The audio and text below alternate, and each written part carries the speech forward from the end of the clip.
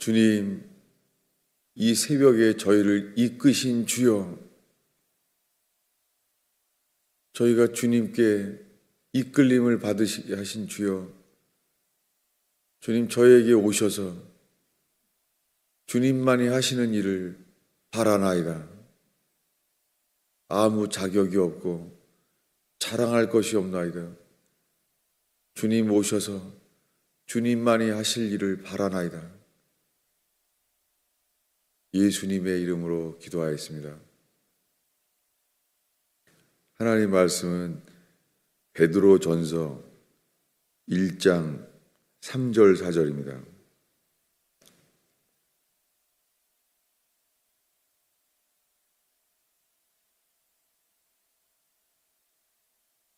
오늘은 주의 긍휼이라는 제목으로 말씀을 나누려고 합니다.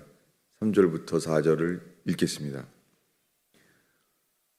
우리 주 예수 그리스도의 아버지 하나님을 찬송하리로다.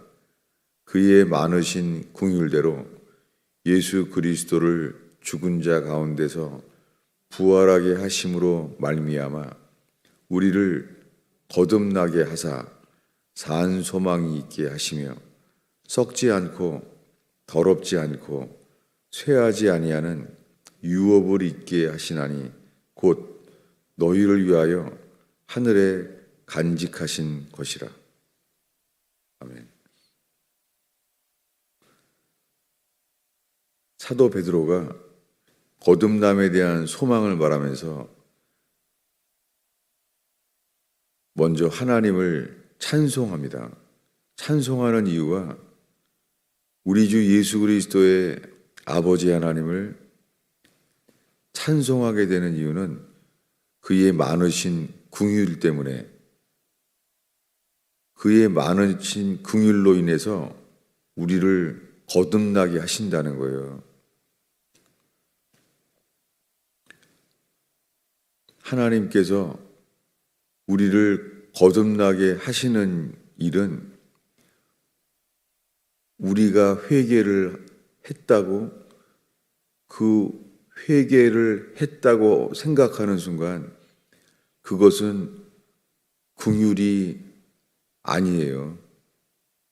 긍휼은 우리가 무엇을 했다고 주님의 그 긍휼을 우리가 움직일 수 없어요. 긍휼은 주님이 긍휼하신 분이기 때문에 긍휼을 물처럼 쏟아 부시는 거예요. 이 긍휼은 우리가 달라고 기도했다고, 믿음으로 기도했다고 긍휼을 주시는 것이 아니에요. 긍휼이 여기셔서 그분이 자기를 나타내세요. 얼마나 긍휼이 많으신 분이라는 것을. 베드로는 그것을 먼저 거듭나게 하시는 말씀을 말하기 전에 찬송할 수밖에 없는 거예요. 베드로는 먼저 찬양하고 있어요. 왜냐하면 우리를 긍휼히 여기신 분을 찬송할 수밖에 없는 거죠. 이것을 우리는 어제 이렇게 읽었습니다. 에베소서 2장을 어제에 이어서 계속 읽겠습니다. 에베소서 2장 4절 5절입니다. 읽겠습니다. 긍휼이 풍성하신 하나님이 우리를 사랑하신 그 큰 사랑을 인하여 허물로 죽은 우리를 그리스도와 함께 살리셨고 너희는 은혜로 구원을 얻은 것이라. 우리가 우리 입장에서는 믿음으로 구원받아요. 그것이 5절인데요. 아니 8절을 읽겠습니다. 너희는 그 은혜를 인하여 믿음으로 말미암아 구원을 받았으니 이것은 너희에게서 난 것이 아니요 하나님의 선물이라. 우리 입장에서는 믿음이라는 그릇으로 구원을 받아요. 그런데 믿음으로 말미암아 구원받았다는 말보다 먼저가 그 은혜를 인하여 우리가 이해하는 하나님의 것은 은혜예요. 자격이 없는데 은혜로 구원하시는 거예요.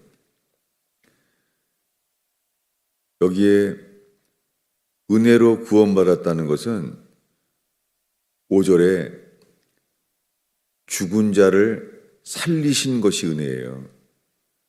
성경의 은혜라고 말하는 수준은 예수님이 대신 죽어야 할 만큼 큰 은혜예요. 주님은 우리가 지은 죄, 우리가 자각하는 죄, 우리가 씻어지고 벗어버리기 원하는 죄, 그 파트만을 위하여, 그 부분만을 위하여 죽지 않으셨습니다. 예수님은 현재, 과거, 미래의 모든 죄에 대하여 주님은 이 모든 죄를 위하여 덮으시려고 죽으셨어요. 어느 부분을 나누어서 씻지 못하세요. 그래서 예수님이 기꺼이 지불하신 값은 죽은 우리를 살리실 만큼 구원하세요. 이것이 허물러 죽은 우리를 그리스도와 함께 살리셨다는 거예요. 이것이 오늘 우리가 읽은 베드로전서 1장에 그리스도와 함께 우리를 거듭나게 하셨다는 거예요. 이 모든 것이 어제 읽은 에베소서 2장 4절에 긍휼이 풍성하신 하나님이 우리를 사랑하신 그 큰 사랑을 인하여 긍휼히 여기셔서 이 일이 일어났다는 거예요.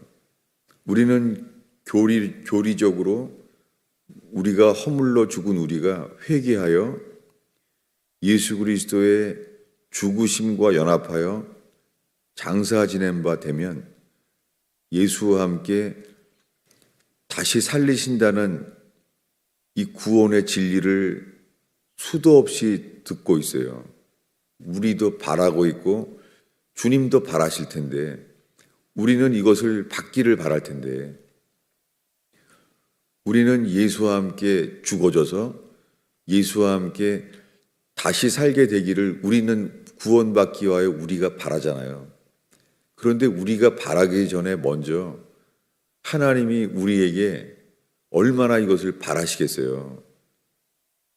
그런데 이 순간에 지금 이 사도 바울이 설명하려는 모든 단어들에 주님이 어느 것에 우리가 역사할 함을 일어날지 모르죠. 몰라요. 마틴 루터는 로마서를 읽다가 이렇게 구원을 받아서 거듭남에 이르게 될지 몰랐죠. 조지 해필드는 이 구원을 너무너무 간절히 구하다 보니까 이 잠을 자기 전에 그냥 자기도 모르게 나는 목마르다. 침상에서 나는 목마르다라고 부르짖을 수밖에 없는 거예요. 그냥 기도가 찼죠. 죽을 만큼. 그렇게 주님은 그럴 때 그가 나는 목마릅니다. 나는 목마르다. 나는 지금 목마른 상태다. 이렇게 부르짖을 때 주님이 거듭나게 하셨어요. 큰 눈이 온 날 스펄전은 5년 동안이나 당연하게 스펄전도 알았겠죠. 예수와 함께 죽고 예수와 함께 다시 살아야 거듭난다는 것을. 그리고 회개에 합당한 열매를 맺고 회개하고 하면서 예수님이 주인이 되어야 된다는 것을 다 알았겠죠. 그런데 그날은 눈이 너무 많이 와서 자신이 어머니에게 가라고 말한 교회를 가지도 못하게 됐어요. 그래서 눈이 더 이상 눈에 막혀서 자기가 전혀 모르는 그 초기 감리교회, 수구파 감리교회, 그 웨슬리가 세우기 전에 그 전에 감리교회였어요. 프리머티브 메소디스트. 웨슬리가 교단을 세우기 그 전에 교회였어요. 그런데 그 교회를 자기도 모르게 눈이 너무 많이 와서 가게 됐죠. 이 모든 것이 주님이 주권자신 분이죠. 그분은 모든 걸 아시고 모든 것을 택하시고 모든 것을 이끄시는 분이죠.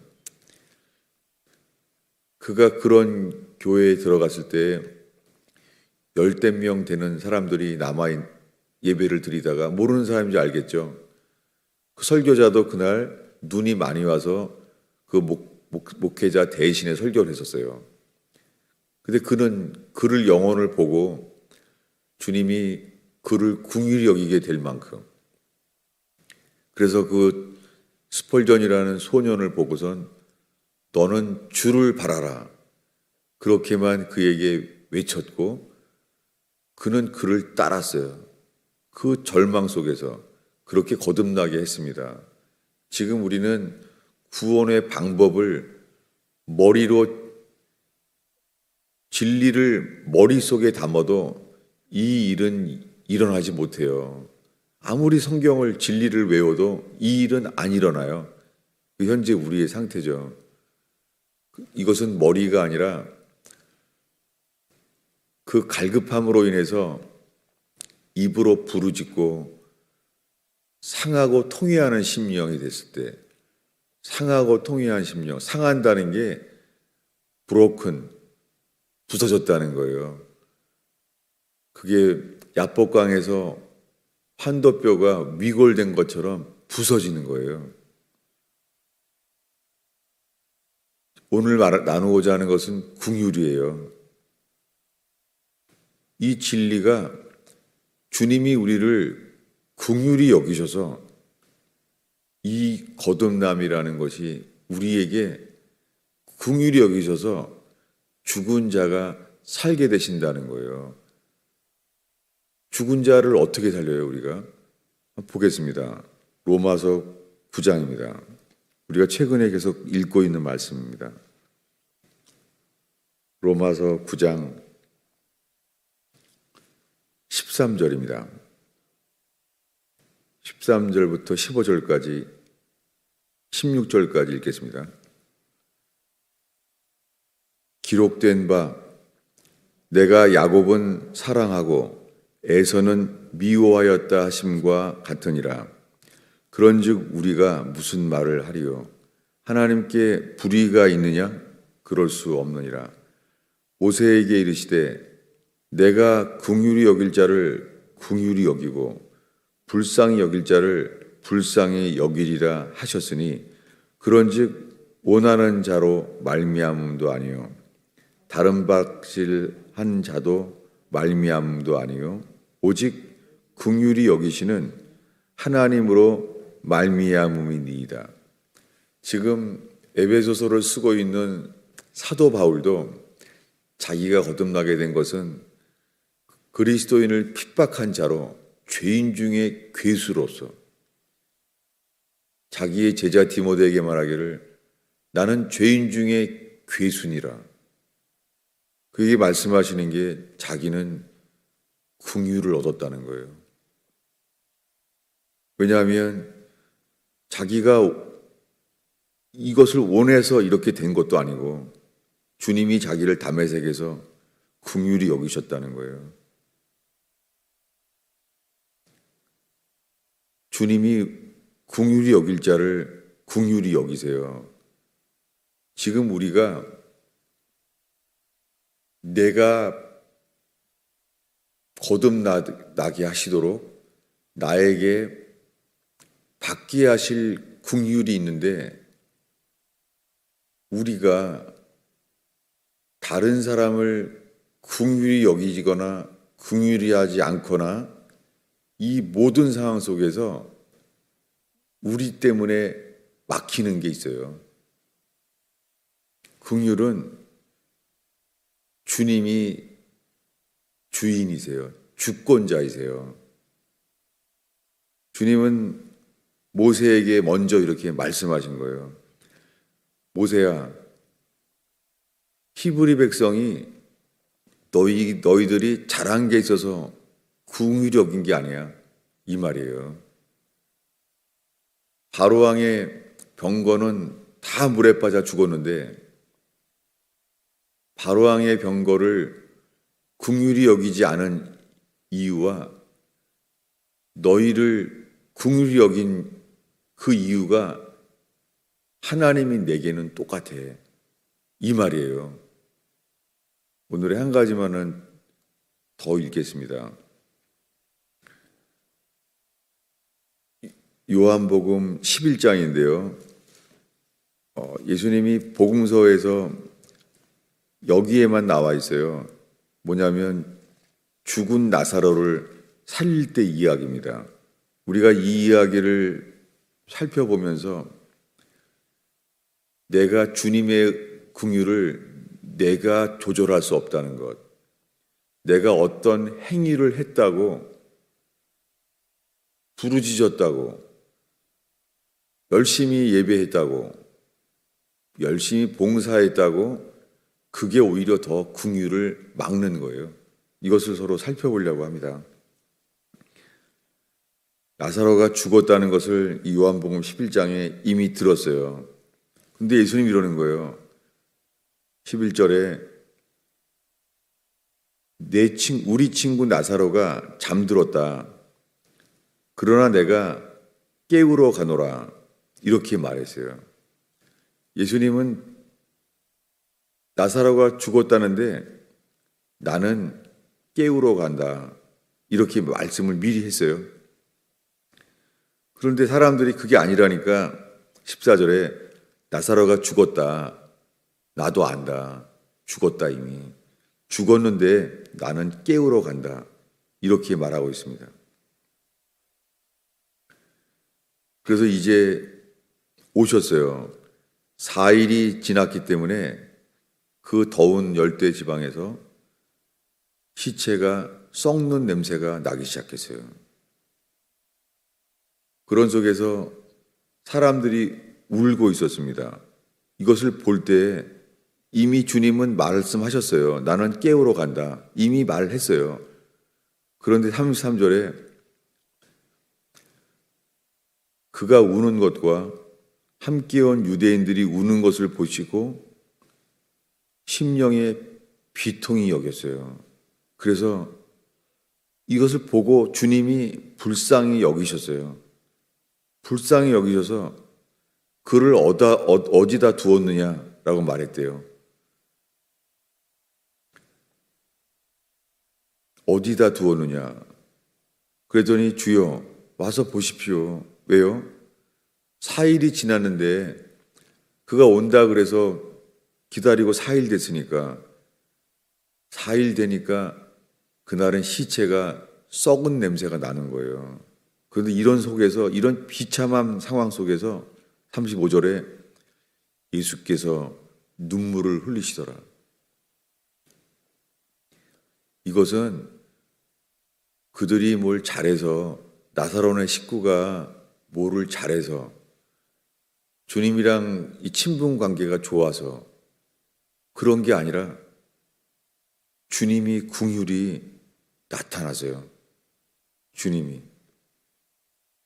그래서 주님이 눈물을 흘리셨어요.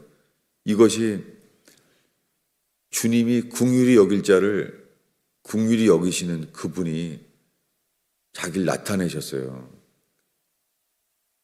그가 성경에 눈물을 흘린 적이 사람을 불쌍히 여겨서 눈물을 흘린 게 여기밖에 없어서 기록돼 있죠. 이렇게 긍휼을 나타내셔서 큰 소리로 말했어요. 나사로야 나오라 라고 했답니다. 그랬더니